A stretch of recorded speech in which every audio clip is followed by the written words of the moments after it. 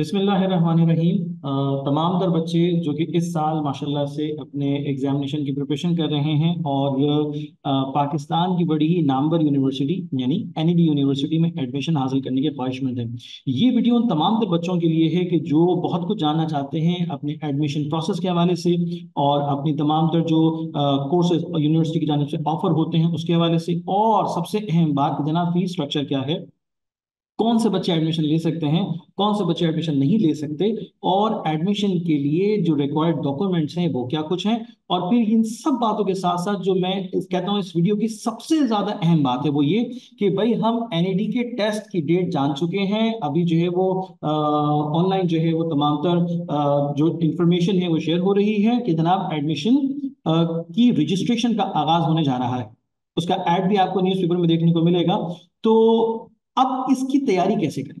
जाहिर है तैयारी करने का तरीकाकार, तैयारी करने की पूरी समझ आप में होनी चाहिए ताकि आप अपने इस साल को अपनी कामयाबी का साल बना सकें।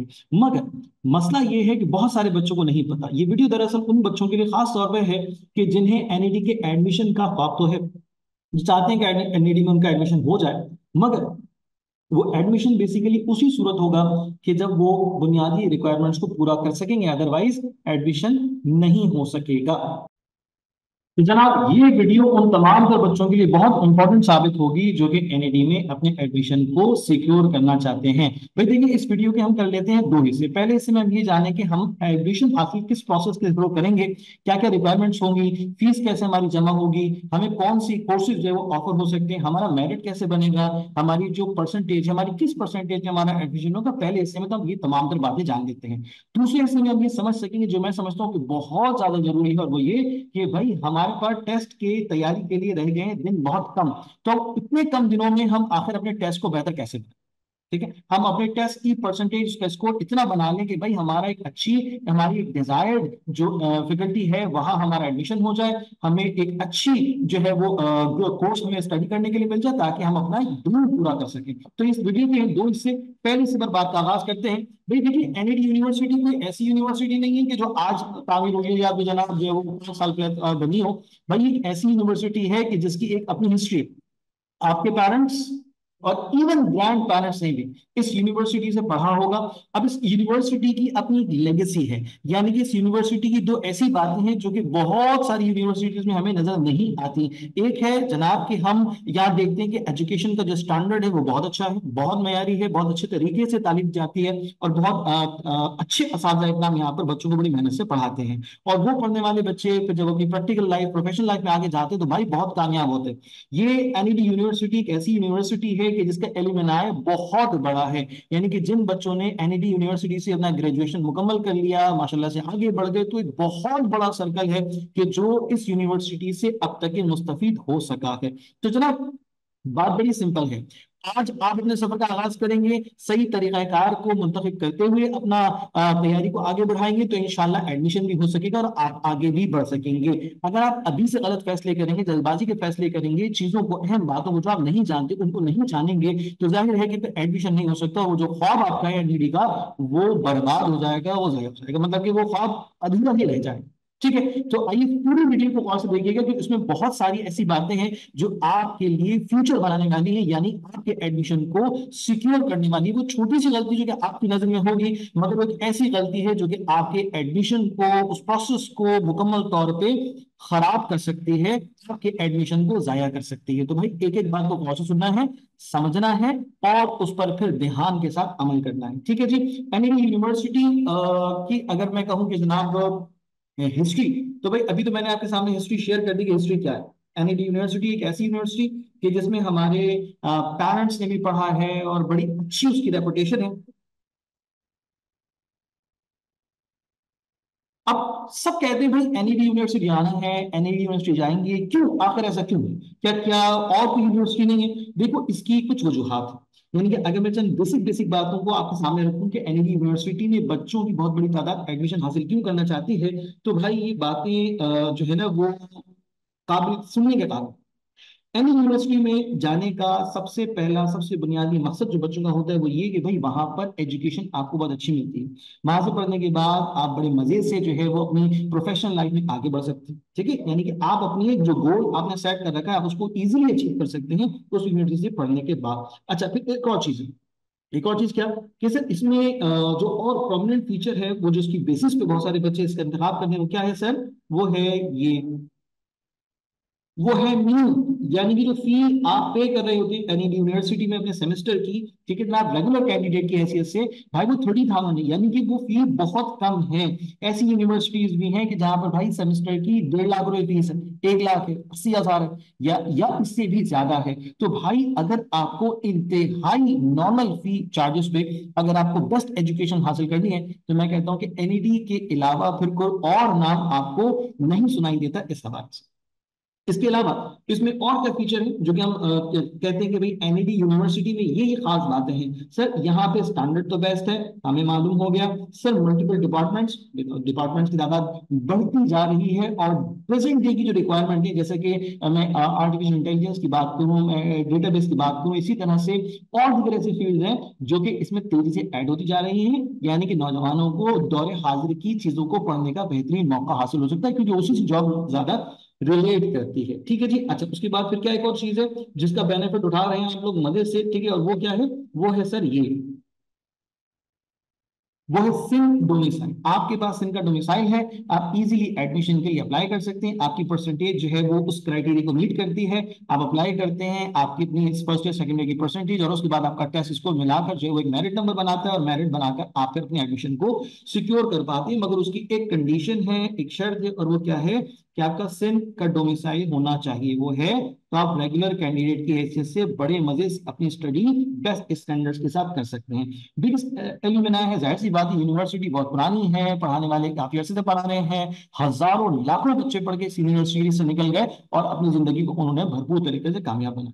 अब सवाल ये कि भाई इतनी कम फीस क्यों लेते हैं, मतलब 30,000 35,000 बस इतनी सी, ऐसा क्यों है, क्या इसका स्टैंडर्ड खराब है, ये वजह है? नहीं, ऐसा नहीं।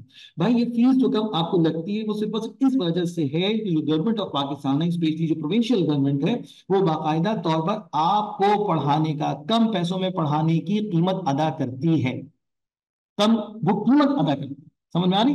यानी वो ऐसा नहीं है कि जनाब आप पर एक्सपेंसेस नहीं हो रहे, एक्सपेंसेस हो रहे हैं, मगर वो एक्सपेंसेस यूनिवर्सिटी को गवर्नमेंट पे कर रही होती है जिसकी बेसिस पे आप कम पैसों में बेहतरीन तालीम आप हासिल करते हैं। तो जनाब अभी तो हमने ये बात की कि यूनिवर्सिटी की हिस्ट्री क्या है, यूनिवर्सिटी का बैकग्राउंड क्या है, आइए आगे चलते हैं, कुछ मजीद एडमिशन के हवाले से बातों को स्टडी करते हैं। देखिए जनाब, कोर्सेज जिसको स्टडी किया जाता है वो कौन कौन से हैं। पहले एक फेज था, एक जमाना था कि जब जो है वो सिविल इंजीनियरिंग का बहुत ज्यादा एक क्रेज था लोगों में, ठीक है, मैकेनिकल इंजीनियरिंग का बहुत क्रेज था, इलेक्ट्रिकल इंजीनियरिंग का बहुत ज्यादा क्रेज, टेक्सटाइल इंजीनियरिंग का लोग बहुत शौक रखते थे, ठीक है। उसके बाद फिर हमने देखा कि जनाब बायोमेडिकल यानी कि मेडिकल के स्टूडेंट जो चाहते हैं वो उनको भी अपनी एक फील्ड यहाँ पर नजर आ रही है, ठीक है। उसके साथ साथ फिर जैसे जैसे वक्त आगे बढ़ने लगा तो उसमें कुछ और चीजें ऐसी ऐड हो गई, जैसे कि मैं कहता हूँ computer system, telecommunication, software engineering, ये ऐसी ऑटोमेटिव इंजीनियरिंग, ये ऐसी कोर्सेज हैं कि जिसको पढ़ने के बाद आप और दौरे हाजिर की चीजों को बआसानी सीख रहे होते हैं।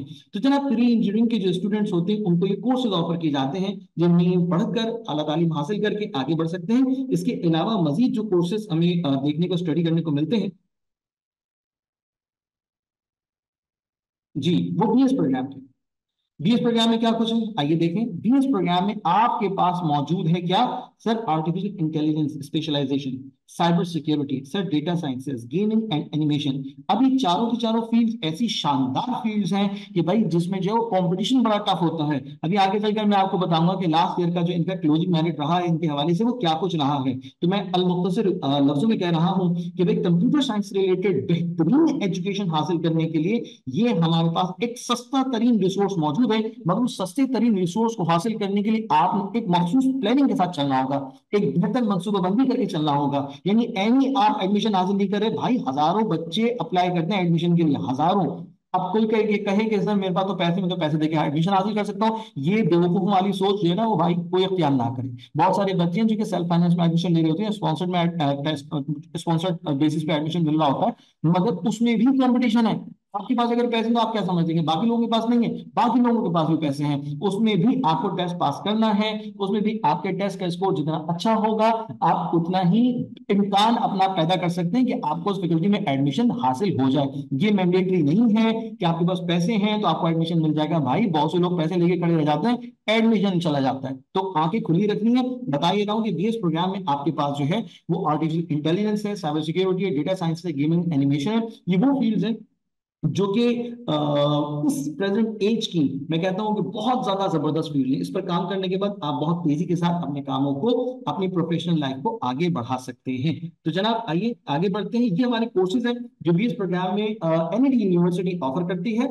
अच्छा जनाब, अब ये बात कर ली जाए कि हमें एडमिशन यूनिवर्सिटी में कैसे मिल सकता है, यानी कि हम उसके अहल हैं या नहीं है। अब सबसे अहम बात इसमें क्या वो ये कि सर आपका अगर डोमिसाइल सिंह का है तो बात आगे बढ़ेगी। अगर आपका डोमिसाइल सिंह का नहीं है तो भाई फिर काम नहीं हो रहा। ये मैंडेटरी है, ठीक है ना। रेगुलर बेसिस पे जो एडमिशन होते हैं उसमें मैंडेटरी है कि आपका सिंह का डोमिसाइल हो, ठीक है। Equivalence certificate, sir equivalence certificate क्या है?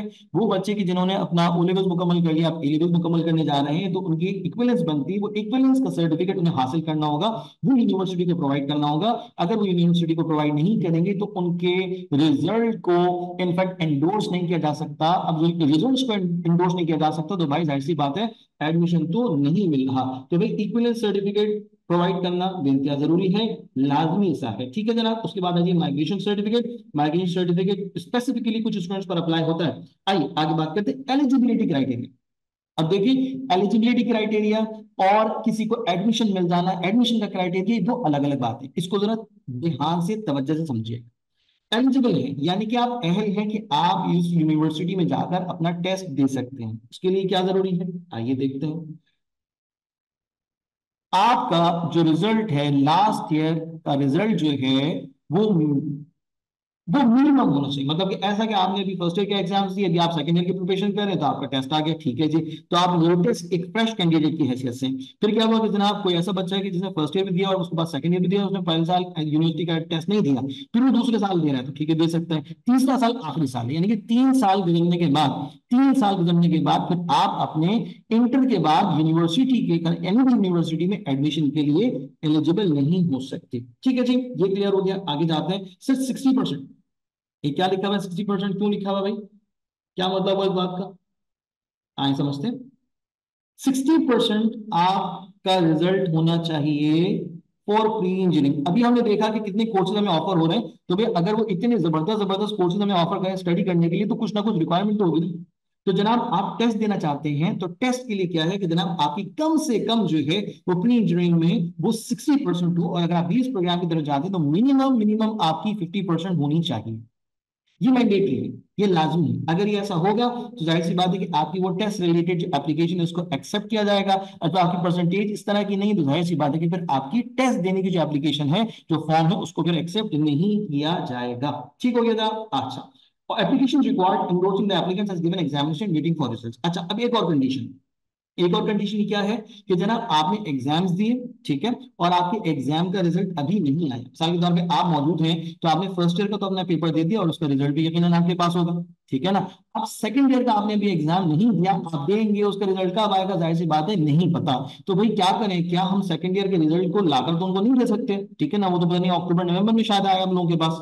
तो अभी क्या करेंगे, जाहिर सी बात है अभी ये कर सकते हैं कि जो आपके पास लेटेस्ट रिजल्ट है फर्स्ट ईयर का आप उसे शो करेंगे, आपको सीट देंगे, ठीक है। कुछ बच्चे जिन्होंने इंप्रूवमेंट वगैरह का इम्तिहान देना है तो जाहिर सी बात है वो सोचते हैं कि हम क्या करें भाई, हमारे पास तो कोई अपनी लेटेस्ट मार्कशीट नहीं, तो भाई वो लास्ट रिजल्ट को ही शो करेंगे, ठीक है। ये बहुत रेयर केसेस में होता है कि आपने बताया कि जनाब मेरे पास अभी फिलहाल लेटेस्ट रिजल्ट सेकंड ईयर का नहीं है, तो मैं जी आगे जाकर आपको रिजल्ट प्रोवाइड करूंगा, और अगर मेरी परसेंटेज लेस देन 60% होगी तो मेरा एडमिशन ऑटोमेटिकली क्या हो जाएगा, कैंसिल हो जाएगा, कैंसिल हो जाएगा, ठीक है। तो आप एक प्रोविजन की बेसिस पे ये वाला काम कर सकते हैं, मगर इस चीज के होने का चांस बहुत कम होता है। उसकी वजह क्या है कि भाई बहुत ज्यादा कंपटीशन है, बहुत ज्यादा कंपटीशन है। तो कोई मतलब एनी भी यूनिवर्सिटी किसी ऐसे कैंडिडेट को क्यों कंसीडर करेगी कि जिसका अभी रिजल्ट भी यूनिवर्सिटी को हासिल नहीं हो सका, और वो चांस पर है कि लेस देन 60% पे जाते हैं तो एडमिशन कैंसिल हो गया, यूनिवर्सिटी की सीट आया, तो यूनिवर्सिटी रिस्क नहीं लेती है ऐसे केसेस में इन जनरल, ठीक है जनाब। आगे जाते हैं तो आगे क्या पता चलता है कि जनाब हमारा अब टेस्ट हो गया। टेस्ट के लिए तो बात हो गई कि जनाब हम टेस्ट के लिए हमने फॉर्म फिल किया, हमने वाउचर वगैरह पे किया, फीस पे करके वाउचर मिल गया, उसकी हमने कॉपी भेज दी, हमें एडमिट कार्ड इशू हो गया, हम टेस्ट देने चले गए। अब टेस्ट के बाद हमारा एडमिशन होगा या नहीं होगा, अब ये एक अलग बात है, ये एक अलग बात है। अब वो कैसे आए देखते हैं। क्या हो रहा है sir, merit number must meet the required percentage. भाई कौन सी रिक्वायर्ड परसेंटेज है, कौन सी परसेंटेज रिक्वायर्ड है? 9 मैट्रिक की? हरगिज नहीं भाई, फर्स्ट ईयर सेकेंड ईयर की। क्या सिर्फ यही परसेंटेज एडमिशन के लिए रिक्वायर्ड है? नहीं, नहीं, नहीं। अभी आगे और आपको समझना होगा, मैं आपको बताता हूं कि मेरिट बेसिकली बनता कैसे। यहाँ पे जो लिखा है ना मेरिट नंबर, वो कैसे बनता है अभी समझना है। देखिए, मेरिट जब कैलकुलेट किया जाता है तो जो 50% जो है वो आपका एचएससी का रिजल्ट है, वो कंसीडर किया जाता है, और 50% आपका जो है वो वेटेज आपके एंट्री टेस्ट का। ठीक है, मिसाल के तौर पे आपने 100 नंबर का पेपर दिया, 100 नंबर में से आपके आ गए 80 मार्क्स। आपके कितने आ गए? 80 मार्क्स आ गए। तो जनाब आपके एंट्री टेस्ट आपने जो दिया है उसमें आपने 80 सही किए हैं, सही है, 80 आपका स्कोर बन रहा है। और अगर मैं आपकी परसेंटेज की बात करूं जो कि एचएससी पार्ट 1 की है, तो जनाब वो परसेंटेज आपकी बन रही है 80। एक छोटी सी मिसाल दे रहा हूं, ठीक है जनाब। तो आपका ये दोनों जो हिस्से हैं इसका क्या किया जाएगा, 50% लिया जाएगा। अब 80 का 50% ले तो जनाब 40, और इसका 50% ले तो जनाब ये 40। तो टोटल इसका मिला के बताया जाएगा कि जनाब इससे बनेगा मेरिट। ठीक है, तो आपकी जो 80% है वो आपके टेस्ट के स्कोर को, और आपकी परसेंटेज का 50%, टेस्ट के स्कोर का 50% लेके आपका ये मेरिट बना है। अब ये मेरिट कहाँ कहाँ अब मिल सकता है, यानी ये जो मेरिट बन रहा है ये जनाब आपको सिविल में मिल रहा है, या फिर जो है वो आपको आर्टिफिशियल इंटेलिजेंस में मिल रहा है, या फिर आपको मैकेनिकल में मिल रहा है, ये देखा जाएगा, ये मेरिट सेट होगा। मगर आपकी बेसिकली रिक्वायरमेंट क्या होती है? पहली रिक्वायरमेंट ये होती है कि जनाब आपका जो एचएससी का रिजल्ट है वो, और दूसरा आपका जो वेटेज है टेस्ट का वो अच्छा हो, अच्छा हो। अब जाहिर है, अब मैं अगली बात करने जा रहा हूं, जरा मेरी बात को और से सुन लें। ठीक है, अब तुम लोगों ने माशाल्लाह से फर्स्ट ईयर के एग्जाम्स दे दिए, सबने माशाल्लाह से टेस्ट अपने कंप्लीट कर लिए, ऐसा ही फर्स्ट ईयर के एग्जाम्स हो गए, फर्स्ट ईयर का रिजल्ट आ गया। तो अब फर्स्ट ईयर का रिजल्ट तुम्हारे एडमिशन के लिए बेस बनेगा। सर के सेकंड ईयर का रिजल्ट नहीं बनेगा? भाई सेकंड ईयर का रिजल्ट तो अभी पेपर ही नहीं हुए, पेपर होंगे फिर रिजल्ट आएगा, कब आएगा पता नहीं, जो मेरिट बनेगा वो आपकी फर्स्ट ईयर के रिजल्ट से बनने का इम्कान है। नॉर्मली होता ये है जो कि आपका लेटेस्ट रिजल्ट है वो मेरिट बनाने के लिए इस्तेमाल किया जाता है, वो आपका मेरिट नंबर बनाता है। ठीक है, अभी आपके इस क्योंकि टेस्ट की डेट आ गई पीछे, ठीक है, टेस्ट की डेट आ गई पीछे, आप फर्स्ट वीक ऑफ मे में टेस्ट देने जा रहे हैं, टेस्ट की डेट आ गई है पीछे, राइट। आप जो है वो एनईडी का टेस्ट दे रहे थे जुलाई में और अगस्त में, लास्ट ईयर में जुलाई में और अगस्त में टेस्ट हुआ, ठीक है, राउंड 1 हुआ था जुलाई में, उसके बाद फिर अगस्त में राउंड 2 हुआ था। मगर अब क्या हो गया, ये आ गया पीछे, मई में टेस्ट होने जा रहा है, तो फिर और डिस्टेंस बढ़ गया आपके थ्योरी एग्जाम और उसके रिजल्ट से। तो एक्सपेक्टेड यही है कि जनाब थ्योरी एग्जाम का रिजल्ट उस वक्त तक नहीं आता, नहीं आ सकेगा। तो मेरिट जो आपका बनेगा वो आपकी फर्स्ट ईयर की परसेंटेज के हिसाब से बनेगा, फर्स्ट ईयर की परसेंटेज के मुताबिक बनेगा, यानी कि उसकी बेस पे बनेगा। ठीक हो गया। अच्छा, अब आपने फर्स्ट ईयर में क्या किया क्या नहीं किया, ऐसी बात में सवाल नहीं करा, आपने यकीनन कोई अच्छा ही काम किया होगा। तो आपने अपनी परसेंटेज का 50% ले लिया। अब आ गई कहानी कहाँ, ये तो हो गया भाई, ये तो तीर निकल गया हाथ से, अब इसका कुछ नहीं कर सकते, अब इसका कुछ नहीं कर सकते। अब जो कर सकते हैं वो यहां कर सकते, इसके अलावा आपके पास कोई चांस नहीं है एडमिशन हासिल करने का। आपका टेस्ट का जितना अच्छा स्कोर होगा, जितना बेहतरीन आप स्कोर करेंगे भाई, आप उतना ही अच्छा अपना मेरिट बना सकते हैं। ठीक है, फर्स्ट ईयर का रिजल्ट आ गया, वो चीज एक जगह आकर रुक गई है, अब आप उसमें कोई तब्दीली नहीं कर सकते। ठीक है जी, क्लियर हो गया, यहाँ तक बात समझ में आ गई। अच्छा, मैं आगे जाता हूँ। अच्छा, बिल्कुल बच्चे सवाल करेंगे सर हमारा फर्स्ट ईयर का रिजल्ट आया नहीं, हमने तो जो है वो स्कूटी के लिए दिया था, ये किया था वो किया था, आपको पता है कि आपका रिजल्ट कैसा आया?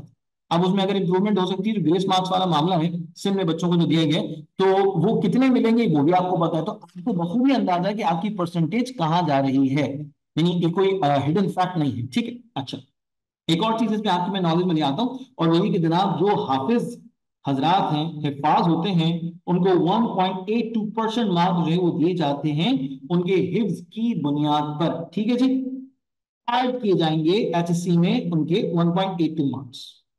क्लियर हो गया? चलिए जी, जो उसने जो मार्क्स हासिल किए उसका 1.82 मार्क्स ऐड किया जाता है हाफिज हजरात के लिए, ठीक है। जो हिफाज होते हैं उनको, ऐसी बात है, हिफाज को उनको जो सनद उनको मदरसे से मिलती है, वफाक से मिलती है, वो उनको शो करनी पड़ती है, वो उन्हें दिखानी पड़ती है, तब उन्हें इतने इतनी परसेंटेज का एक एज मिल जाता है। अब होता क्या है, आप जब फॉर्म फिलअप करते हैं तो फॉर्म फिलअप करने के लिए आप पूरी पूरी कहानियां नहीं लिख रहे होते लंबी चौड़ी, ठीक है। आपको उसमें कोड मेंशन करना होता है कि जिसकी बेसिस पे या जिस जो है वो स्ट्रीम में जाकर आप अपना एडमिशन हासिल करना चाह रहे हैं या जिसके लिए आप एलिजिबल बनते हो, आप उसमें जो है वो उसका कोड लिखते हैं। मिसाल के तौर पर मैं आपको यहाँ पर बता रहा हूँ, देखिए यहाँ पर लिखा है R1A। सर ये क्या है, ये कोड है। अब इनके लिए कोड अप्लाई हो रहा है, यानी इस कोड पर मिल रही है 1497, यानी 1497 सीट्स मौजूद है भाई। तो ये कौन लोग हैं भाई, ये हैं प्री इंजीनियरिंग और कंप्यूटर साइंस, ठीक है। वो कौन, HSC BIE, board of intermediate education Karachi, ठीक हो गया।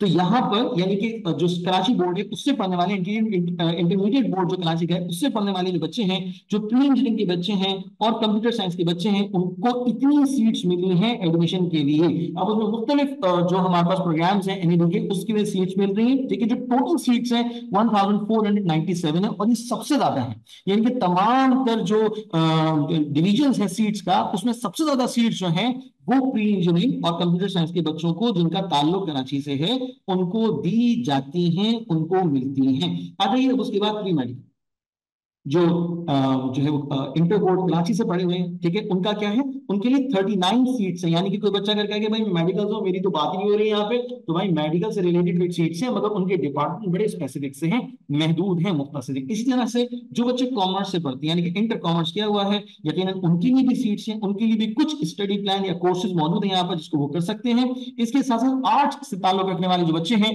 उनको भी बाकायदा तौर पर एडमिशन हासिल करने का मौका हासिल हो सकता है। उनके लिए 7 सीट्स स्पेसिफाई हैं। जो डिपार्टमेंट है उनमें चंद एक कोर्सेज उनको ऑफर हो रहे होते हैं उनकी अपनी एजुकेशन के मुताबिक। फिर जनाब BAE क्या है, जनाब टेक्निकल एजुकेशन है, ठीक है जनाब। टेक्निकल एजुकेशन से रिलेटेड, यानी जिन बच्चों ने टेक्निकल एजुकेशन टेक्निकल बोर्ड से पढ़ा है, ठीक है जनाब, तो उनके लिए 10 सीट्स मौजूद है। डिफरेंटली एबल्ड पर्सन, सर ये क्या मतलब हुआ इसका, भाई कुछ ऐसे हजरात भी होते हैं, बच्चे होते हैं कि जो माजूर होते हैं, ठीक है। उनकी माजूरी जो है उसकी बुनियाद पर भी उनको एडमिशन दिया जाता है, यानी कि उनके लिए भी सीट्स रिजर्व या स्पेसिफाई की गई हैं, और वो 6 हैं। यानी माजूरी से मुराद ये नहीं कि जो देख नहीं सकता, बोल नहीं सकता, सुन नहीं सकता, ये तो ऐसा कोई बच्चा, जाहिर सी बात है, वो पढ़ नहीं सकता ना उस पैटर्न पे, वो उस पैटर्न पे नहीं पढ़ सकता। माजूरी, हाथ की माजूरी है, टांग की माजूरी है, चलने में या बोलने में कुछ कुछ कुछ कुछ एबनॉर्मेलिटी है, कोई डिसेबलमेंट है, तो भाई उनके लिए 6 सीट्स ही यहाँ पर मौजूद हैं, ठीक है जनाब। ये तो हो गया आपके लिए पहला कोड का डिस्कशन कि भाई ये कोड है क्या, क्या करता है ये कोड। तो आपको कोड मेंशन करना होता है, और अगर आपने फॉर्म को फिलअप करते वक्त अगर गलत कोड आपने डाल दिया, तो भाई यूनिवर्सिटी वाले आपके घर पे नहीं आएंगे पूछने के लिए कि भाई आपने गलत कोड डाल दिया, गलती हो गई आपसे, चले इसको सही कर लें। ऐसा कुछ नहीं हो रहा। आंखें खोल के होश में रह के बिल्कुल ध्यान से और तवज्जो से तुम्हें इन कोड्स को जो है वो डालना होगा, जैसी तुम्हारी जो है वो एलिजिबिलिटी है, जैसे तुम्हारा क्राइटेरिया सेट हुआ है, जिस डिवीजन से तुम ताल्लुक रखते हो, उसी के मुताबिक तुम्हें कोड का इंतखाब करना होगा। उसके बाद अब एक और कोड हमारे पास आ रहा है। सर ये आर से मुराद क्या, भाई आर से मुराद है रेगुलर, यानी वो तमाम के बच्चे, जैसे कि मैंने अभी पीछे भी आपके सामने जो कोर्स शेयर किए वो क्या है, आर से बन रहे हैं। उसका मतलब है रेगुलर, यानी कि वो बच्चे जो कि इनफैक्ट रेगुलर बेस पे टेस्ट देकर अपने एडमिशन को सिक्योर करेंगे, जिनकी फीस सेमेस्टर की जो अराउंड 30-35,000 जो पे होने लगी है, ये उनकी बात हो रही है खासतौर। ठीक हो गया। अच्छा आगे जाते हैं, भाई आगे क्या है, R2A से R2E तक की पूरी सीरीज आ रही है। कौन से हैं, other board of Sindh, Nawabshah board है, लाड़काना बोर्ड है, सक्कर बोर्ड है, भाई उनके सीट्स हैं। हाँ भाई उनकी सीट्स भी मौजूद हैं। तो जनाब उनकी सीट्स का भी एक स्पेसिफिक क्राइटेरिया, और वो है 157। Okay, other boards of Pakistan, भाई बहुत सारे ऐसे बोर्ड हैं जो कि पूरे ऑल ओवर पाकिस्तान है, ठीक है। तो आया खान बोर्ड है, ये ऑल ओवर पाकिस्तान है, ठीक है ना। जियाउद्दीन बोर्ड है, वो भी इनफैक्ट तेजी के साथ काम अपना बढ़ा रहा है। तो भाई ये भी बोर्ड्स, तो अदर बोर्ड जो पाकिस्तान के, उनके लिए कितनी सीट्स स्पेसिफाई है, 168। सर ए लेवल जिन्होंने किया है उनके लिए मौजूद है 176। ठीक हो गया जनाब। जो एनईडी में टीचर्स हैं टीचर के बच्चे, टीचर्स के बच्चे पढ़ना चाहते हैं भाई, उनके लिए सीट स्पेसिफाई 35, क्योंकि अम्मा अब्बा एनईडी में एज अ टीचर है तो भाई वो खुश हो जाओ, उनके लिए भी अपना एक कोटा मौजूद है। अच्छा बताइए, non teaching staff, non teaching staff के बच्चे और बच्चियां जो है वो भी तालीम हासिल कर सकते हैं एनईडी में, उनके लिए कोटा मौजूद है 34 सीट। ठीक है जनाब। आउटस्टैंडिंग स्पोर्ट्समैन, ये क्या मतलब है सर? आउटस्टैंडिंग स्पोर्ट्समैन का मतलब है कि ऐसा नौजवान कि जिसने इंटर में बड़े जबरदस्त जो है ना स्पोर्ट्समैन रहा हो, क्रिकेट खेली है, फुटबॉल खेली है, कोई भी ऐसा स्पोर्ट्स खेला है जिसमें उसने नेशनल लेवल पर, इंटरनेशनल लेवल पर बाकायदा तौर पर मैचेस खेले हों, तो उसको भी एज मिल जाती है, उसको भी जो है उसकी एक कैटेगरी जो है वो क्या है, उसकी कैटेगरी क्या है, R9 है। ठीक है ना जी। तो जब आप अपना फॉर्म फिलअप करते हो तो अपनी कैटेगरी इसलिए मेंशन कर देते हो ताकि उस कोटे के हिसाब से आपका कंपटीशन, एक कॉम्पिटेटिव स्टेट डेवलप की जा सके, उसे कंसीडर किया जा सके। तो अगर आप में से कोई ऐसा बच्चा है कि जो स्पोर्ट्समैनशिप रखता है और उसमें बड़े स्पोर्ट्स में बड़ा अच्छा काम किया हुआ इंटर में, तो भाई उसके लिए जरूरी है कि पहले से सर्टिफिकेट हमने तैयार करके रखे, और वो अटैच करेगा, और वो अटैच करेगा। यही नहीं होगा कि वो बताएगा कि जनाब मैंने तो फला वाला जगह जाके छक्के मारे थे, तो भाई वो कहेंगे आपका कोई सनद नहीं है, आपके इस कारनामे की कोई एविडेंस नहीं है, तो हम आपको इस कोटे पे सीट नहीं दे सकते, आपका एडमिशन नहीं हो सकता। तो भाई आसान आसान लफ्जों में बात की जाए तो आपके लिए सिंपल चीज है कि आपने कोड्स को बड़े तरीके से देखकर समझकर आपको अपने फॉर्म में फिल करना है। कोड आपने गलत डाल दिया तो समझो आपका सत्यानाश वहीं से हो गया, उसके बाद आगे आप जाएंगे। समझ में आ गया? चलो आगे चलते हैं। अच्छा, उसके बाद में क्या है sir? Self finance. Sir self finance क्या है? आपने ये बात समझ में आ गई कि एज रेगुलर कैंडिडेट में जाते तो हमारी एक मेरिट लिस्ट बनती है, और उस मेरिट लिस्ट में बेसिकली हमारा जो टेस्ट का स्कोर बड़ा मैटर करता है, हमारी परसेंटेज बड़ी मैटर करती है, और अल्टीमेटली बहुत टाइट कॉम्पिटिशन है, बड़ी टक्कर का मुकाबला होता है वहां पे। आपने सीट देखी कितनी सीट मौजूद है, आप वहां जाकर देख रहे थे जनाब 1400 अबव सीट्स मौजूद थी, 1497 सीट्स मौजूद थी। जहां देखो तो सिर्फ कितनी है, 197। सेल्फ फाइनेंस का मतलब है कि जनाब आपको in fact before the time of admission 8 lakh rupees, 8 lakh रुपए लगभग देने होंगे। ये सेल्फ फाइनेंस। अच्छा आप ये सोचेंगे सर पैसे दे दिए तो सीट पक्की है, कोई पक्की नहीं है। अब 197 सीट्स मौजूद है डिफरेंट डिपार्टमेंट्स। क्या आप कराची में 197 स्टूडेंट्स ऐसे नहीं होंगे जो पैसे दे सकते हो? भाई हजारों ऐसे बच्चे होंगे। तो ऐसा नहीं कि आपने सिर्फ पैसे दे दिए और आपका एडमिशन हो गया, आपका टेस्ट भी होगा, आपका टेस्ट अच्छा स्कोर भी होना चाहिए, और उसके बाद आप अपने वो अमाउंट को जमा करवा चुके हो तो आप सेल्फ फाइनेंस की बेसिस पे एडमिशन हासिल करने का हक रख सकते हैं, यानी कि उम्मीद है कि आपका सेल्फ फाइनेंस पे एडमिशन हो जाए। और अगर ऐसे बच्चे 197 ऐसे स्टूडेंट्स हैं कि जिनका स्कोर, जिनकी परसेंटेज वगैरह आपसे बहुत बेहतर है, और आप उस लिस्ट में बहुत बाद में आ रहे हैं, 197 के बाद में आ रहे हैं, तो भाई फिर आपका एडमिशन उस बेस पे, यानी कि आपने कराची बोर्ड से प्री इंजीनियरिंग से पढ़ा है, कंप्यूटर साइंस से पढ़ा है, तो आपका एडमिशन फिर यहां तो नहीं होगा। ठीक है ना, 197 में तो फिर नहीं होगा। आगे चलते सर सेल्फ फाइनेंस में प्री मेडिकल। ठीक है जनाब, BIE बार बार बताने की मुझे जरूरत नहीं है कि क्या मतलब है, कि आप सिंध में हैं, आप जो है वो इंटरमीडिएट बोर्ड जो कराची का है, आपने वहां से पढ़ा है, प्री मेडिकल पढ़ रहे हैं आप। ठीक है, तो आपकी 14 सीट्स मौजूद है किस पर? सेल्फ फाइनेंस पे, जहां पर आप पे करने जा रहे हो, जहां पर आप पे करें अराउंड 8 लाख रुपीज। ठीक है। अच्छा सर वो फिर सेमेस्टर की फीस, भाई वो तो देनी है, वो तो जाएगी अपनी अपनी तौर पे जाएगी। सेल्फ फाइनेंस में ये एडिशनल अमाउंट आपको पे करनी है। ठीक हो गया। आगे चले जाते हैं sir other board of Sindh, जैसे कि मैंने हवाला दिया था नवाब शाह का, लाड़काना का, सक्कर का और दीगर बोर्ड्स का, तो भाई उनकी कितनी सीट्स है? 58 सीट्स। दीगर जो बोर्ड्स पाकिस्तान के हैं, पूरे पाकिस्तान में उनके इनफैक्ट कॉलेजेस, यूनिवर्सिटीज मौजूद है। ठीक है, कॉलेजेस मौजूद है बेसिकली, तो उनके लिए कितना है? उनके लिए 47। अब आ जाओ जरा एक और इंटरेस्टिंग चीज पे sir, reserve seats, sponsored seats, ये क्या कहानी? अब SF6 सेल्फ फाइनेंस 6 कोड है, और SF11 तक ये कोड जा रहा है। ठीक है, अब इसमें क्या है? रिजर्व सीट्स, हमें पता है कि NED यूनिवर्सिटी की बुनियाद रखने वाले कौन थे? यकीनन वो एक हाई लेवल पर उन्हें कंसीडर किया जाएगा। जब तक यूनिवर्सिटी कायम है तो उनके बच्चों में से कोई तालीम हासिल करना चाहता है NED यूनिवर्सिटी में, कर सकता है, तो यकीनन उनके लिए सीट्स रिजर्व है। ठीक है, सेल्फ फाइनेंस में उनके लिए सीट जो है वो रिजर्व है, इस तरह से ये समझ लीजिए। Sir sponsored seat, sir sponsored seat का क्या है भाई? Sponsored seat 174। स्पॉन्सर्ड सीट में क्या है? स्पॉन्सर्ड सीट 174 है। तो सर ये है क्या? स्पॉन्सर सीट का मतलब है कि जनाब अब आपको 8 लाख रुपए नहीं देने, 10 से 11 लाख रुपए आपको पे करने होंगे। 10 से 11 की मैं आपको रेंज बता रहा हूं, तो वो आपको पे करना होंगे। उसके बाद उसके लिए भी आपको टेस्ट देना है, ऐसा नहीं कि आप टेस्ट से बिल्कुल फारिग हो, टेस्ट देना है।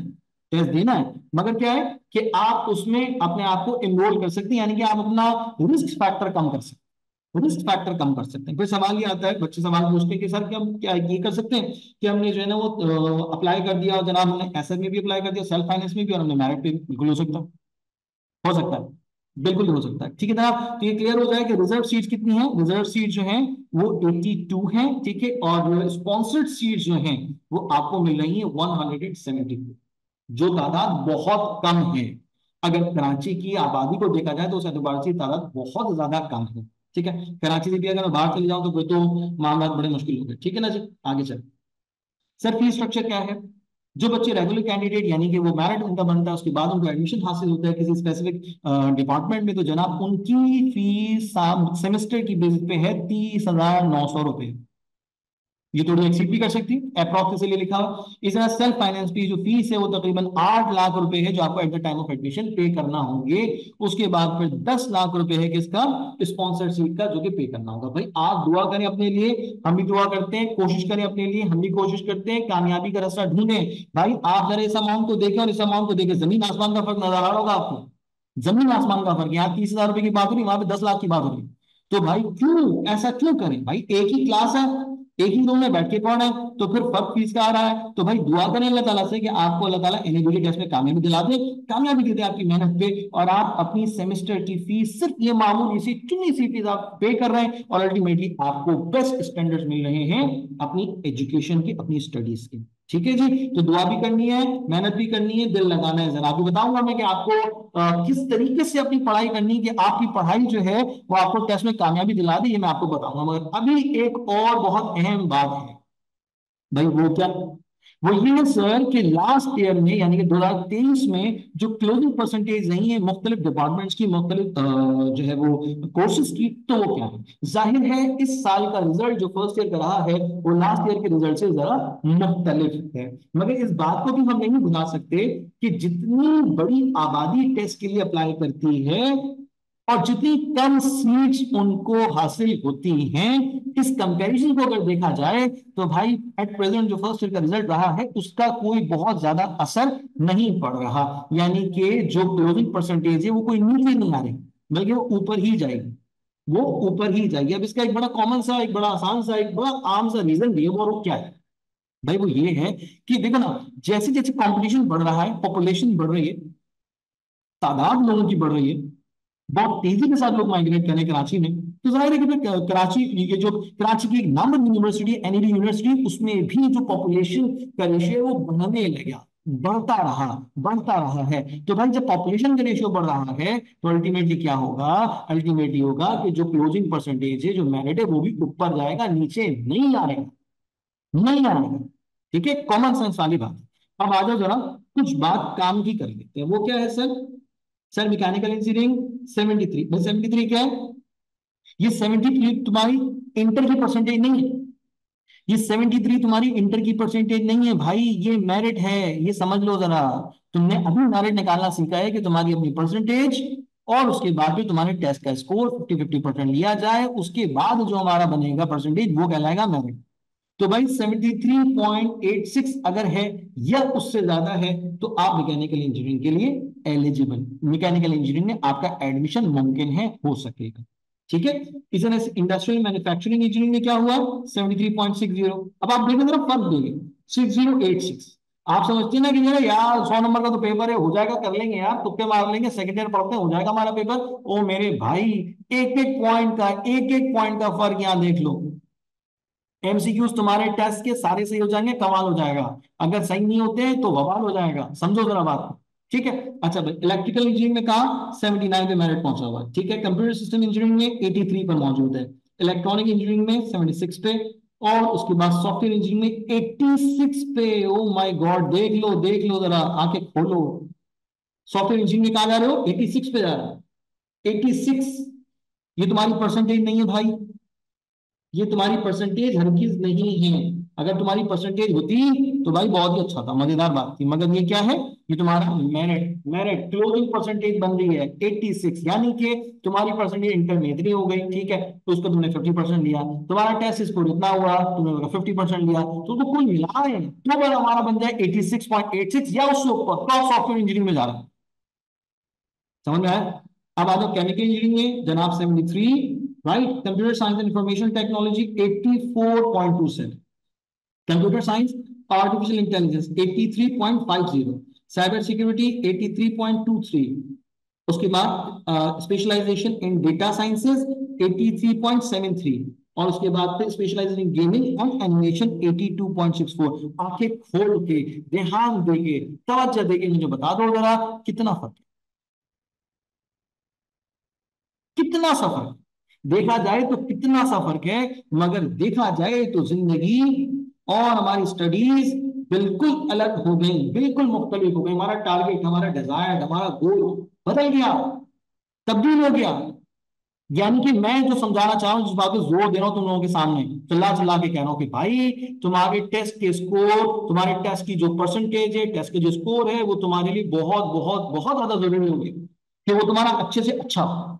अब वो कैसे होगा वो भी मैं समझाऊंगा, मगर पहले दिमाग बना लो कि तुम्हारी जो बचत का रास्ता है ना, वो सिर्फ और सिर्फ तुम्हारा टेस्ट स्कोर।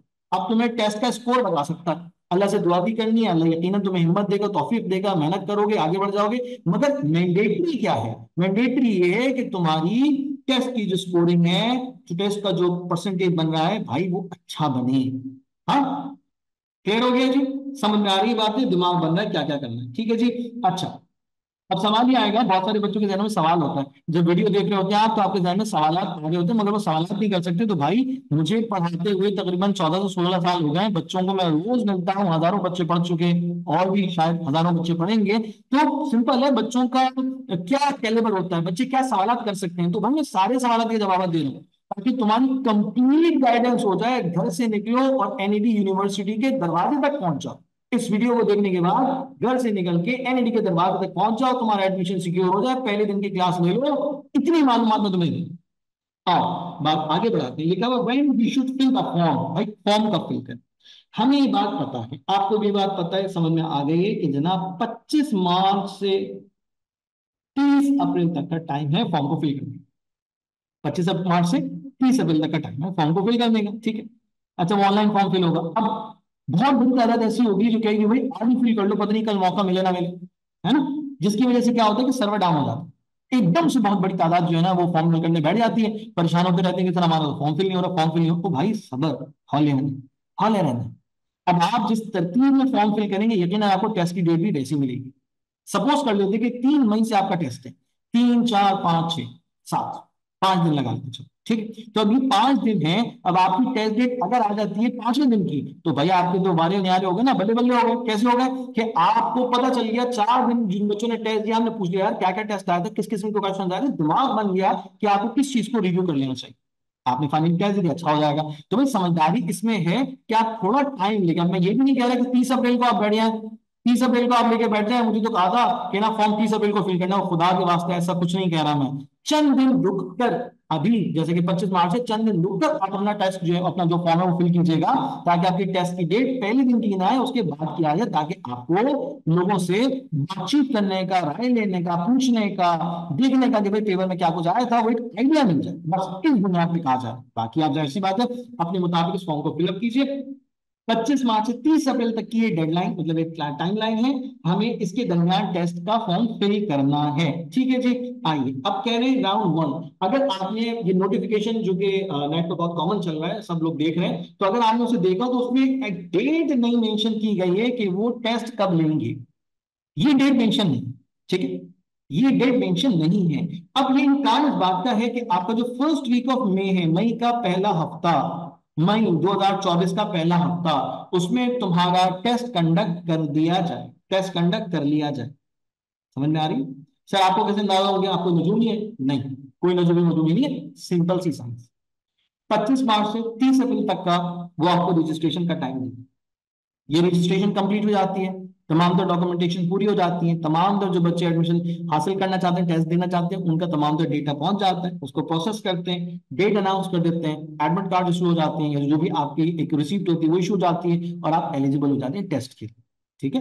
ऐसा नहीं होता कि जनाब आपकी भी रजिस्ट्रेशन 30 अप्रैल को खत्म हुई है तो जनाब जो है ना वो जुलाई और अगस्त की डेट दे दी कि जनाब आप सुकून से रहो, मजे करो, अब तुम्हारी जो है ना वो टेस्ट पेपर हम देंगे बहुत बाद। ऐसा नहीं हो रहा, ऐसा नहीं हो रहा भाई। तो दिमाग बना लीजिए, दिमाग बना लीजिए कि फर्स्ट वीक ऑफ मई में आपका टेस्ट होने जा रहा है। अब उस टेस्ट की तैयारी कैसे करेंगे भाई, ये बहुत काम की बात है, ये मैं बताऊंगा बड़ी तफसील से, बड़े ध्यान से, ठीक है। पहले समझ लो और काम की बात है। राउंड वन होने जा रहा है कब, फर्स्ट वीक।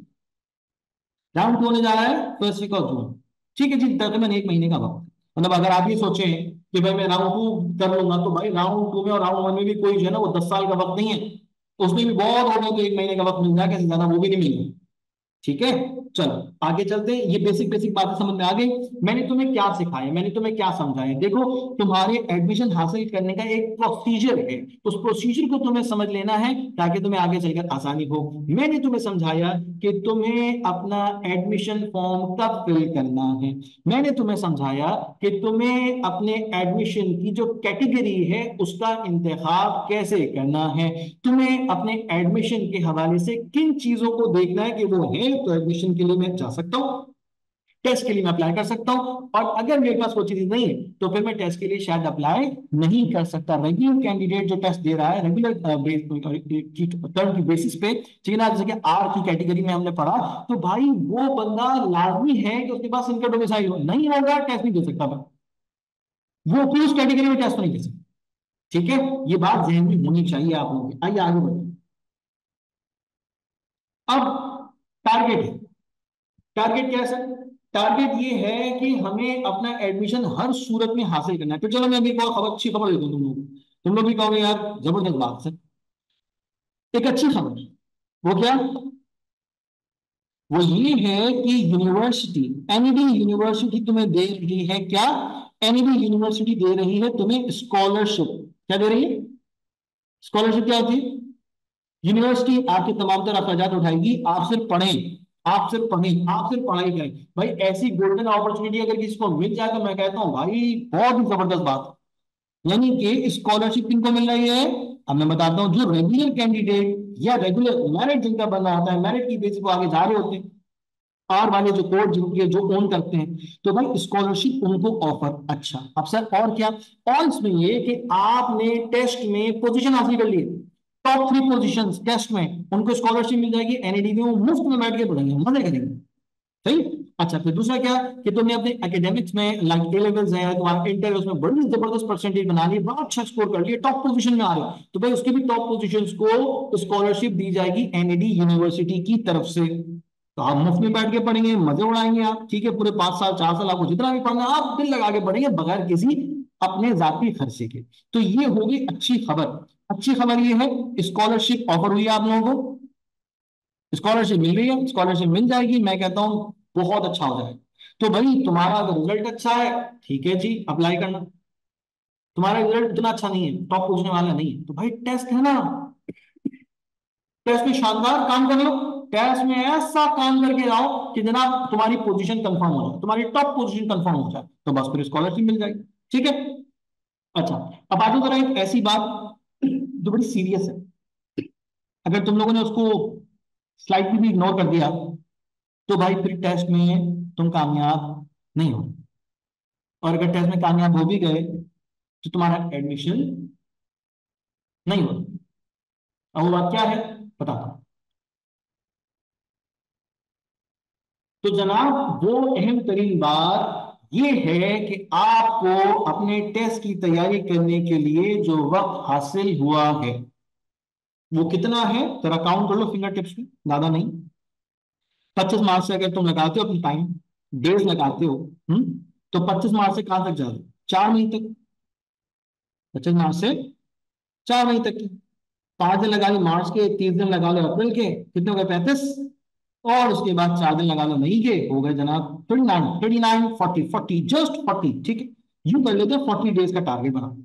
अब 40 डेज तुम्हारे पास टाइम है, ये देखो ये जरूरी है। जब कभी भी तुम किसी भी इम्तिहान की तैयारी करते हो तो भाई तुम्हें पता होना चाहिए तुम्हारे पास टाइम कितना है। फिर दूसरी चीज आती है कि तुम्हारे पास सिलेबस कितना है। तो टाइम तो नहीं बढ़ रहा, टाइम तो नहीं बढ़ रहा, 40 दिन है, ये कम होते चले जाएंगे, 40 है, फिर 39, फिर 38, फिर 37, फिर 36। और एक वक्त आएगा कि तुम रात में सोच रहे हो यार कल मेरा टेस्ट है, कल मुझे यूनिवर्सिटी जाना है, कैसे देना है, तो ये वक्त ऐसे ही गुजरता है। अब तुम्हें क्या करना है, अब पहली चीज हो गई तय कि तुम्हारे पास सिर्फ 40 डेज का टाइम है। अब तुम ये सोच रहे हो कि यार राउंड वन नहीं देता, तो अगर राउंड वन नहीं देते हो तो भाई बहुत बड़ी बेवकूफी करते हो। हाँ, ये चीज भी समझो। देखो बहुत सारे बच्चे ख्याल कर रहे हैं कि जैसे कि देख रहे हैं कि भाई हमारा थ्योरी एग्जाम्स करीब हैं, ठीक है ना, हमारे ए लेवल्स के एग्जाम भी करीब हैं, है ना, तो हम राउंड वन स्किप कर दें, राउंड वन स्किप कर दें, डायरेक्टली राउंड टू देंगे तो छक्के लग जाएंगे, हम तो कामयाब हो जाएंगे, बेकार है राउंड वन देना। ओ भाई खुदा के वास्ते, खुदा के वास्ते ऐसी सोच इख्तियार मत करना। राउंड वन जरूर देना है, राउंड वन अच्छा देना है, भरपूर तैयारी के साथ देना है, जबरदस्त तैयारी करके लेकर जाना। अभी मैं बताऊंगा कि कैसे करते हैं, ठीक है, मगर ये कंफर्म होना चाहिए कि राउंड वन हमें अटेम्प्ट करना है, हर हाल में करना है। अब सर क्यों आप इतना जोर दे रहे हैं, समझा। तुमने फर्स्ट करो, सोच के बैठे हो घर में कि राउंड वन तो मुझे देना ही नहीं है, सर कुछ भी बोल दे राउंड वन तो मैं नहीं दिया, नहीं दिया कोई बात, आगे बढ़ो। क्यूरी एग्जाम मुकम्मल हो गए, राउंड टू की तरफ तुम गए। राउंड टू में पेपर देगा, पेपर देख के दिमाग बिल्कुल इधर से उधर हो गया, समझ नहीं आ रहा करना है क्या। उस टेस्ट में तुम्हारा स्कोर जो है वो कोई बहुत अच्छा नहीं बन सका, तो एनईडी यूनिवर्सिटी में एडमिशन तुम्हारा हाथों से निकल गया, तुम्हारी बेवकूफी से, तुम्हारी कम अकली से, तुम्हारा हाथों में रखा जो एडमिशन था एनईडी यूनिवर्सिटी का, तुम्हारी डिजायर्ड प्रोग्राम का, भाई वो तुम्हारे हाथों से निकल गया, चला गया, अब अगले साल आएगा। ठीक है, तो मैं तुम्हें बड़ी क्लियर और बड़ी सिंपल बात बता रहा हूं, राउंड वन जब तुम अटेम्प्ट करने जा रहे हो तो भाई हर बच्चे को ये टाइम मिल रहा है ना, 4 साल पहले से थोड़ी पढ़ रहे हैं बाकी बच्चे टेस्ट का।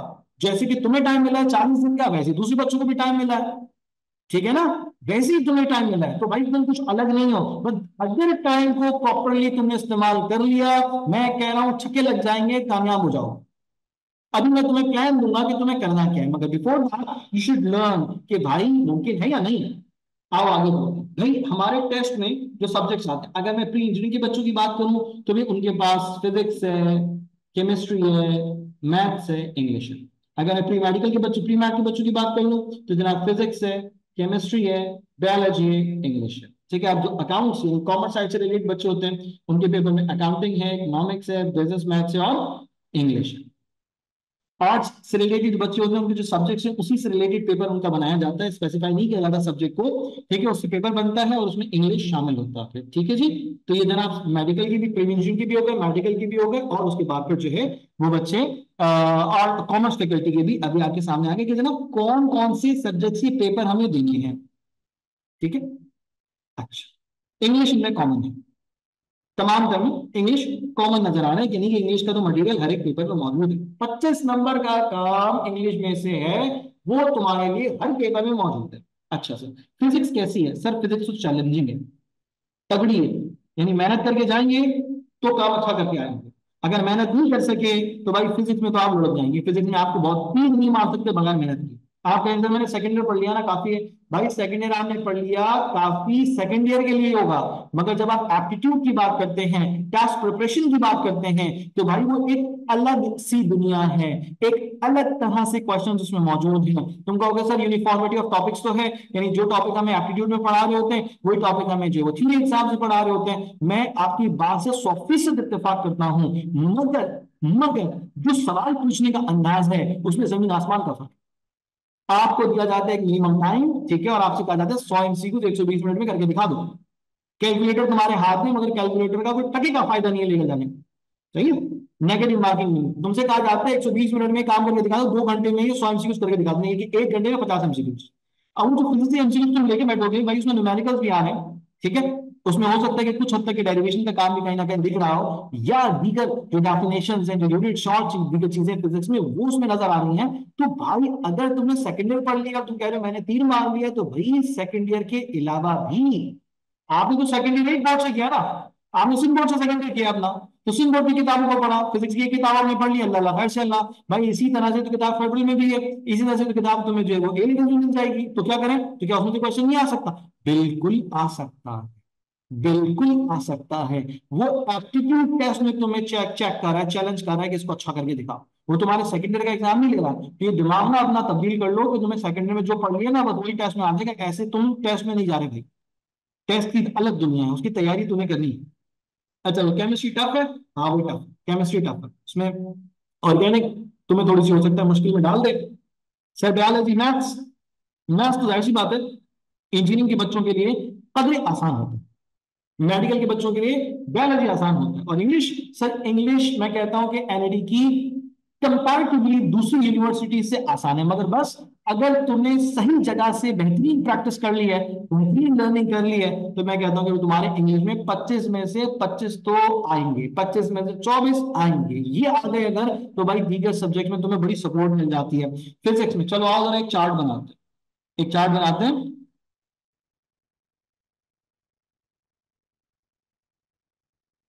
ठीक है जी। Physics,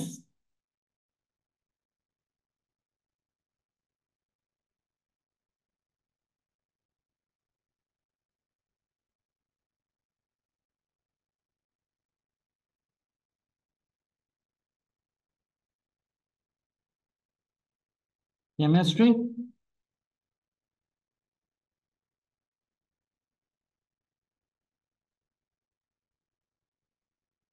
maths, English. ठीक है। इंग्लिश में अगर तुमने 25 में से 24 तीर मार लिया, बेहतरीन काम कर लिया, आ गए, बड़ा कॉन्फिडेंस बढ़ गया, बन गया, जबरदस्त, अच्छा है। 25 में से 24 लाना अच्छा है, मुमकिन भी है और आ भी सकते हैं, कोई टेंशन वाली बात नहीं है, बस मेहनत करनी है। अच्छा भाई मैथ में 25 में से 20 आ गए, केमिस्ट्री में से 25 में से 22 आ गए, और फिजिक्स में 25 में से चलो मैं लगा दूंगा 20। सही, कितने हो गए? लगाओ साहब, हिसाब कमजोर है तुम लोगों के। जनाब 2 और 4, ठीक है जनाब, 86। अगर ये तुम्हारा टेस्ट स्कोर है, अगर ये तुम्हारा टेस्ट स्कोर है, तो तुम्हारे मेरिट में ये टेस्ट स्कोर तुम्हें कितनी सपोर्ट दे रहा है? 43%। ऐसा ही है। तो मैं कह रहा हूँ 43% यहां से हो गया, और अगर 43% तुम्हें तुम्हारी फर्स्ट ईयर की परसेंटेज से भी मिल रहा है, तो भाई तुमने अच्छा काम कर लिया ना। अब तुमने देखा कि जैसे जैसे मैं तुम्हारे सामने डिफरेंट जो ग्रुप जो प्रोग्राम्स हैं, कोर्सेज हैं, वो मैं दिखा रहा हूं, तो भाई उसका मेरिट, क्लोजिंग मेरिट 86 पे पहुंचा, क्लोजिंग मेरिट 86 पे पहुंचा, समझ लो। क्लोजिंग मेरिट 86 पॉइंट समथिंग पे, यानी कि वहां पर एडमिशन खत्म हो गया। तो भाई अगर वहां पे एडमिशन खत्म हो गया और हम वहां पे पहुंचे ही नहीं हैं, तो क्या होगा? तो समझो इस बात को, तुम्हारे टेस्ट का स्कोर जितना अच्छा होगा, जितना जबरदस्त होगा, अब अगर यही टेस्ट स्कोर 90 पे होता, तो यकीनन तुम 45 पे थे, है ना, 45 पे थे, तो तुम्हारा मार्जिन उस स्पेसिफिक कोर्स को ज्वाइन करने का, एडमिशन हासिल करने का और बढ़ जाता। तो सिंपल हो गई साइंस कि भाई तुम्हारे टेस्ट में जितना अच्छा स्कोर होगा, तुम उतना अच्छा ही अपना काम आगे लेके जा सकते हो। टेस्ट में तुमने गड़बड़ की है, सुस्ती दिखाई है, बहानेबाजी की है, फजूल के कामों में लग गए, सोशल मीडिया को देख रहे हो, हाँ ज्यादा से ज्यादा, और इस तरह का काम अगर हुआ, तो भाई टेस्ट स्कोर नहीं बढ़ेगा। टेस्ट स्कोर नहीं बढ़ेगा, आपकी डिजायर्ड फैकल्टी में एडमिशन नहीं होगा, ये साल आपका जाया हो जाएगा। समझ में आया? अब आओ इस बात को भी सीख लेते हैं कि हम अपने एनईडी के टेस्ट की जो ग्राउंड वन होने जा रहा है, उसकी बेहतरीन तैयारी कैसे कर सकते हैं, क्या करें ऐसा कि उससे हमारी तैयारी बड़ी शानदार हो जाए। तो हमारी तैयारी ऐसी हो जाए, पेपर में बैठे, पेपर जबरदस्त हो जाए और हमारा एडमिशन कंफर्म हो जाए, क्या करें? सबसे पहली, सबसे ज्यादा अहम तरीन बात वो क्या है सर? वो है ये,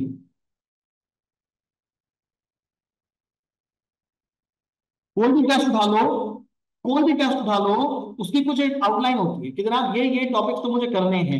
पिछले सालों के अगर मैं पेपर्स को देखता हूँ, नजर डालता हूँ, तो मुझे ये टॉपिक्स तो बड़े उसमें ना कॉमन बेसिस पे नजर आ रहे हैं, बहुत कॉमन बेसिस पे नजर आ रहा है, कि मैं तो इनको इग्नोर कर ही नहीं सकता।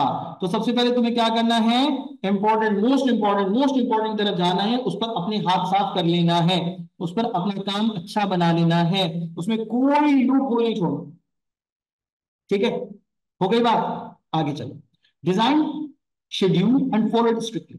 शेड्यूल डिजाइन करें, आपने किस दिन कितने घंटे क्या पढ़ना है, अब ये आपको बनाना पड़ेगा। आपके पास कुल दिन 40 रह गए, हर रोज एक दिन घंटा चला जाएगा, क्या करेंगे?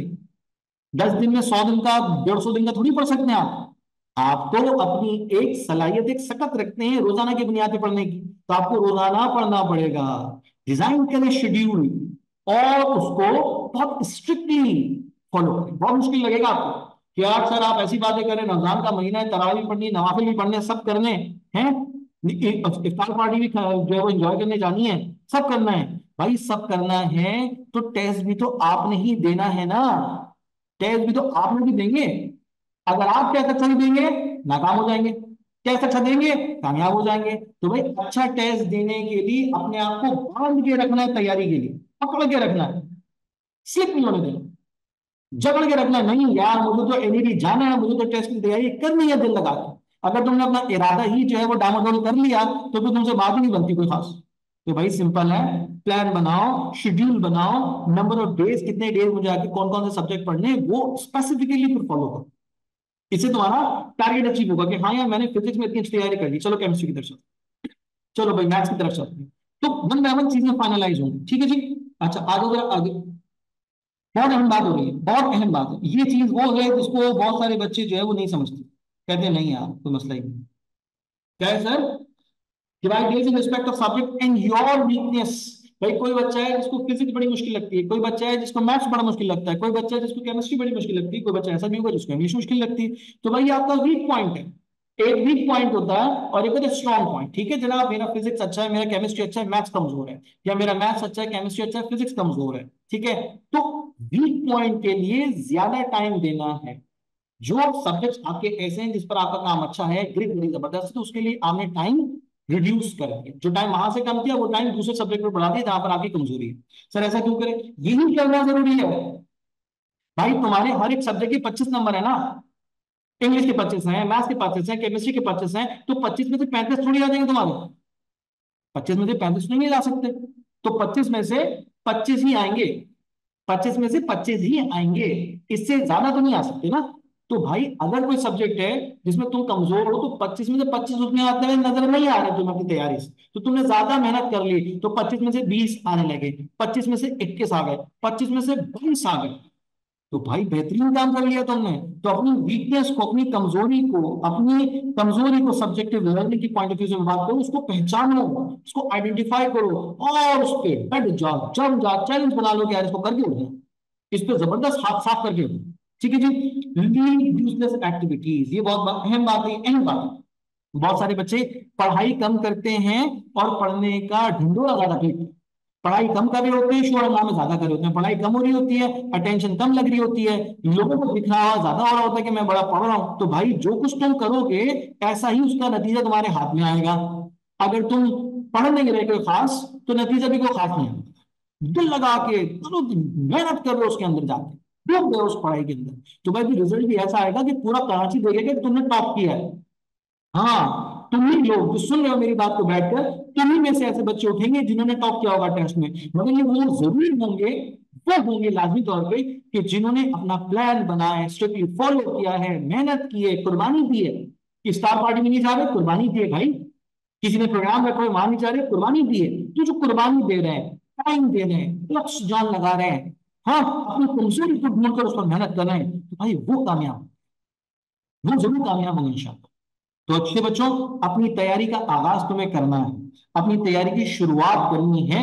अब कर लो जरा काम की बात। हाँ अब कर लो जरा काम की बात कि सर आपने तो हमें बता दिया कि जरा एडमिशन कैसे हासिल होगा, किस फैकल्टी में, किस स्ट्रीम में, किस प्रोग्राम में मिल सकता है, क्या उसकी रिक्वायरमेंट्स है, क्या उसकी फीस है, सारी बातें बता दी। यानी कि अम्मा अब्बा ने यूनिवर्सिटी में जब पढ़ा था उस दौर से लेके आपने अभी तक का पूरा सिलसिला बता दिया। सो कहां से पढ़े? कोई किताब उठा लें मार्केट से जाके, हैं कोई नोट्स उठा लें कहीं से जाके, क्या करें? तो देखो मेरे पास इस डिटेल का, इस तफसील का एक बेहतरीन हल है। और हल क्या है? हल है सिर्फ और सिर्फ छाजा। छाजा ऐप। अब जो तुम्हारे पास टाइम है ना, मैं क्यों कह रहा हूं छाजा ऐप का जिक्र, क्यों कह रहा हूं उसकी वजह तुम्हें समझ में आएगी। तुम्हारे पास टाइम जो है, उस टाइम में तुम्हें अपने थ्योरी एग्जाम्स की तैयारी भी करनी है। यानी अगर दिन में मेरे पास 24 घंटे हैं और 24 घंटों में से पढ़ने के लिए मेरे पास सिर्फ और सिर्फ 10 घंटे, तो 10 घंटों में मैं ये जरूर सोचूंगा कि कितने घंटे मैं एप्टीट्यूड को दूं और कितने घंटे जो है वो मैं अपने एकेडमिक को दूं, यानी कि सेकेंड ईयर के एग्जाम्स को दूं। ये सोच आएगी। अब सोच आनी भी चाहिए, क्यों आनी चाहिए? अरे भाई 50% जो है वो टेस्ट का है, तो 50% एकेडमिक का भी तो है, वो भी तो मैटर करेगा। तो भाई छोड़ नहीं सकते, एकेडमिक के लिए टेस्ट नहीं छोड़ सकते और टेस्ट के लिए एकेडमिक को नहीं छोड़ सकते, दोनों को साथ लेकर चलना है, दोनों का साथ लेके चलना है। सबसे पहले तो मेरी बात समझ लीजिए, और सब बात इस बात को फॉलो भी करेंगे और उसको समझेंगे भी, मतलब रियलाइज करने वाली बात है, समझ में आने वाली बात है कि भाई सेकंड ईयर के एग्जाम से पहले टेस्ट की तैयारी तुम्हें करनी, तो सबसे पहले सेकंड ईयर के सब्जेक्ट्स को खंगाल दो, झंझोड़ दो, बिल्कुल बेहतरीन तैयारी कर लो। सेकंड ईयर के तमाम सब्जेक्ट्स को बेहतरीन कर लो। नतीजा क्या होगा? तुम्हारे टेस्ट में एक्सीलेंस निकल कर सामने आएगी। जब तुम्हारा सेकंड ईयर के सब्जेक्ट तैयार हो गए, एप्टीट्यूड के लिए भी तैयार हो गए, थ्योरी एग्जाम्स के लिए भी तुमने बेहतरीन तैयार कर ली है, ठीक है, नहीं तो एक साथ चलने वाली चीज है, तो फिर तुम्हारा कॉन्फिडेंस लेवल ही अलग है, फिर तुम फर्स्ट ईयर का बैठ के रिवाइज कर सकते हो। फर्स्ट ईयर का तो तुम एग्जाम दे चुके हो, टेंशन ही नहीं है, ठीक है ना। तो तुम्हें पहला फोकस करना है सेकंड ईयर पे, दिलो जान लगा देनी है, मेहनत कर देनी है सेकंड ईयर पे, ताकि तुम्हारा अल्टीमेटली एकेडमिक पे भी अच्छा असर मतलब हो, और थ्योरी एग्जाम जो तुम्हारा जो तुम्हारा टेस्ट स्कोर है उस पर भी अच्छा असर पड़े। हो गया ये। अब उसके बाद फर्स्ट ईयर को अच्छे तरीके से रिव्यू करो, रिवाइज करो, और फिर जाकर तुम्हें टेस्ट देना होगा इंशाल्लाह। अब छागा ऐप किस तरह से तुम्हारी मदद कर सकती है, मैं तुम्हें समझाता हूँ आसान लफ्जों में। देखो, मैं अगर एकेडमिक की तैयारी कर रहा हूं, मैंने अभी 6 महीने 8 महीने मैंने पढ़ी है, पढ़ाई की है, मैं पेपर देने जा रहा हूँ जगह जगह, ठीक है। जब मैं अभी क्लासेस आखिरी आखिरी क्लासेस हो रही है तो मैं क्लासेस लेने जा रहा हूँ, ये चल रहा है सिलसिला, ऐसा हो रहा है ना। अब मेरे पास टाइम नहीं है कि मैं किसी और जगह जाऊं, किसी और इंस्टीट्यूट जाऊं, अलग से बैठ के मैं वहां पे पढ़ाई करूं, अलग से 4 घंटे 6 घंटे इंस्टीट्यूट जाने के लिए निकालूं, तो मैं क्या करूं भाई? छागा ऐप पर तुम्हारी तैयारी के लिए बेहतरीन मटेरियल, तुम जब चाहो जैसे चाहो जिस तरह से चाहो जाके तुम जो है ना वो छागा ऐप को यूज कर सकते हो। उसमें कुछ जो चैप्टर्स कुछ वीडियोस वगैरह हैं वो फ्री ऑफ कॉस्ट है, वो भी आप जाके देख सकते हैं, चेक कर सकते हैं, उसमें कोई मसला नहीं। तो भी छाजा ऐप पे तुम्हारे लिए रिकॉर्डेड कोर्स मौजूद है, रिकॉर्डेड लेक्चर्स। कैसे रिकॉर्डेड लेक्चर्स हैं? कि तुम्हारे सब्जेक्ट्स को फिर मजीद डिवाइड कर लो, चैप्टर्स चैप्टर्स को मजीद डिवाइड कर लो टॉपिक्स, और टॉपिक्स को मजीद डिवाइड कर लो टेस्ट्स में। तो तुम्हारे हर एक सब्जेक्ट के हर एक चैप्टर के हर एक इंपॉर्टेंट टॉपिक का वीडियो लेक्चर मौजूद है। वीडियो लेक्चर में सबसे बड़ी आसानी होती है, जब दिल चाहा जैसे दिल चाहा जो सहूलत मिली बैठ के आपने मोबाइल करना वो वीडियो लेक्चर देख लिया, अपनी तैयारी की। उसके लिए तुम्हें किसी मखसूस वक्त की जरूरत पेश नहीं आ रही होती, समझ में आ रही है ना। मखसूस टाइम नहीं चाहिए उसके लिए कि अलग से टाइम निकालेंगे बैठ के अलग से जगह पर जाएंगे, नहीं, मोबाइल खोला एक फिंगर टिप के इशारे पे, एक फिंगर टिप पे तुम्हारे पास जो है वो ये तमाम का डेटा मौजूद है। रिकॉर्डेड कोर्स इस्तेमाल करो भाई, तुम्हारी तैयारी बेहतरीन हो सकती है, तुम्हारा टाइम बेस्ट यूटिलाइज हो सकता है। रिकॉर्डेड लेक्चर देखने के बाद तुम्हारे कॉन्सेप्ट हो गए पक्के, बेहतरीन होंगे। उसमें क्विज मौजूद है, क्विज फॉलो कर लो। उसके बाद फिर चैप्टर टेस्ट। चैप्टर टेस्ट में क्या हो रहा है? चैप्टर टेस्ट में चैप्टर वाइज सब्जेक्ट है, फिर सब्जेक्ट में मजीद डिवाइड कर दें, तो फिर चैप्टर टेस्ट में जाओ। चैप्टर टेस्ट में टॉपिक्स से रिलेटेड टेस्ट है, वो बैठ के दो, उसकी प्रैक्टिस कर लो, उसमें तुम्हारे सीखना बहुत अच्छा हो जाएगा, बड़ा जबरदस्त हो जाएगा, ठीक है। उसके बाद फिर जब तुमने चैप्टर टेस्ट कर लिया तो भाई मॉक टेस्ट, मॉक टेस्ट तुम्हारी तैयारी के लिए बहुत है, बहुत बेहतरीन। और मजे की मैं तुम्हें बात बताऊं कि तुम्हारे पांच पेपर्स के ओरिजिनल क्वेश्चंस जो है वो तुम्हें मिल गए कहाँ? मॉक टेस्ट में। जब तुमने ओरिजिनल क्वेश्चंस की प्रैक्टिस कर ली है, जबरदस्त काम बना लिया है, तो भाई अल्टीमेटली तुम्हारी प्रैक्टिस अच्छी हो गई, कॉन्सेप्ट बन गया, तो क्या बचा? बस जाना है, टेस्ट देना और कामयाब होना, और क्या। फिर उसके बाद तुम्हारे पास ग्रैंड टेस्ट है। ग्रैंड टेस्ट में तमाम सब्जेक्ट्स के क्वेश्चन मौजूद है, जिस स्टैंडर्ड का पेपर एनडी में बच्चों का लिया जाता है उसी स्टैंडर्ड का पेपर तुम्हें मिल रहा है। फिर एक और काम की बात, एक और जानदार बात, जरा सुनना और से दिमाग लगा के काम की बात कर रहा हूं।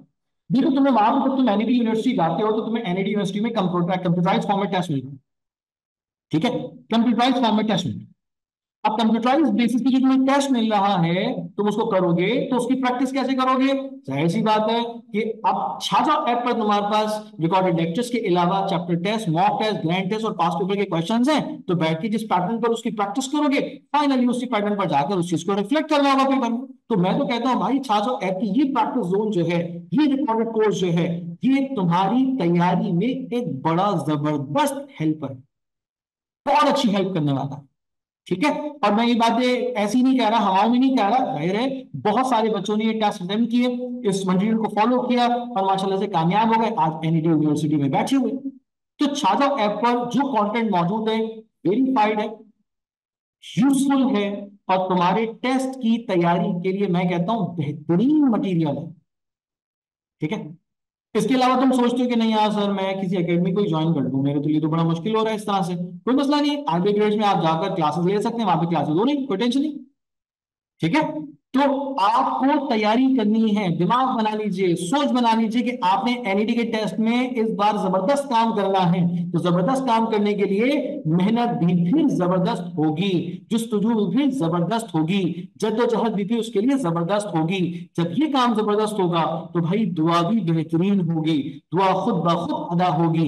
याद रखना मेरे बच्चों, जब जान तोड़ मेहनत कर लेते हो, दिल लगाकर खूब मेहनत कर लेते हो, तो दुआ करने के लिए तुम हाथ भी नहीं उठाते।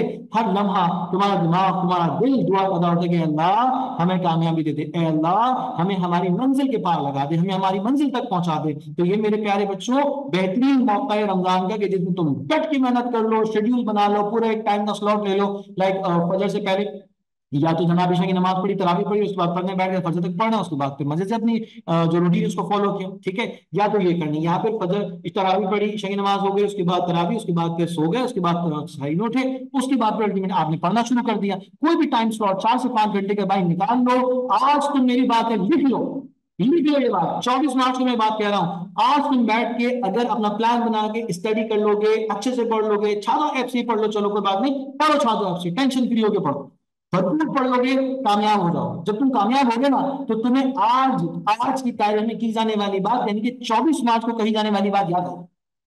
और अगर आज तुम लोगों ने इस बात को बस ऐसी जो है वो सुना और अनसुनी कर दिया कि बस ठीक है देखेंगे, तो भाई फिर यही बात तुम्हें याद आएगी कि हमारे सर ने हमें बताया था कि अगर दिल लगा के पढ़ लेंगे तो कामयाबी मिल जाएगी। तुम्हारे जैसे लोग जिन्होंने दिल लगा के पढ़ना होगा वो पढ़ेंगे, वो कामयाब हो जाएंगे। और मैं चाहता हूं तुम भी कामयाब हो जाओ। तो भाई इस ऐप को तुम्हारी सहूलियत, तुम्हारी आसानी के लिए बनाया गया, इसको भरपूर इस्तेमाल करके अपनी तैयारी को बेहतरीन बनाओ और शानदार रिजल्ट लेकर आओ। फिर हमें बताओ, फिर इंशाल्लाह आपकी उस कामयाबी में हम भी आपके साथ खड़े हैं। इस वीडियो में तमाम तर जो एनईटी के टेस्ट से रिलेटेड, अप्लाई एडमिशन के लिए अप्लाई करने से लेके तैयारी के आखिरी मरहले तक आपको तमाम तर मालूमात दी गई है। इस वीडियो में जहां कहीं आप मुश्किल पेश आए तो दोबारा से उसको सुनिएगा, आपको बातें समझ में आएंगी। पढ़िए, मेहनत कीजिए, दिल लगाइए, अच्छा सा अपना टेस्ट दीजिए और छा जाइए।